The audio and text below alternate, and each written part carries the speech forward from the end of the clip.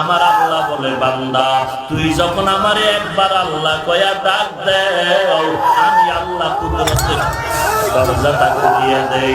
এরে নবীর উম্মতের দল আল্লাহর মুহাব্বতের পাগল হয়ে যাও। وَنُنَزِّلُ مِنَ الْقُرْآنِ مَا هُوَ شِفَاءٌ কোরআন হলো ঔষধ। এরে নবীর উম্মতের দল আল্লাহর কোরআন মুমিনের জন্য সারা দুনিয়ার মানুষের জন্য এক ঔষধ।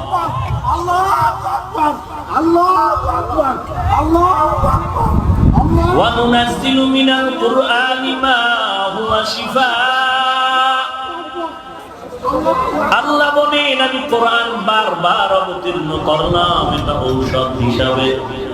এই কথা বলবেন না কেউ ভাইরা আমার। আল্লাহ বলেন কোরআন হলো ঔষধ।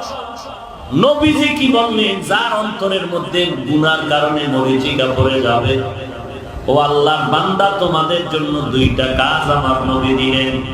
এক নম্বরে মরণের কথা স্মরণ করো, দুই নম্বরে আল্লাহর কোরআনের তেলাওয়াত করো। কোরআন তেলাওয়াত করো বেশি বেশি।